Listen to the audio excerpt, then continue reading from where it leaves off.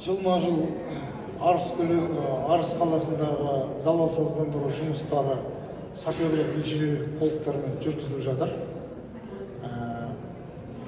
Ең қауіпті деген жарылғыш заттардың бәрі жойылды бүгінгі таңда. Көшірілу, сіз айтқандай, жаңа Ақтөбе маңындағы Арсенал базаға жоспарда бар. 2026 жылдың соңында. Сол кезде қойма дайын бола ма? Жоспарда бар, дайын болу. Ол да қайтып айта кететін жағдай қаражат бөліміне байланысты. Көшіру қанша этаппен жүреді? Арыс қаласының тұрғындары жарылыстың дыбыстарын естімей қай уақытта тыныш ұйықтай алады? Қай уақытта? Қазіргі таңда Арыс қаласының тұрғындары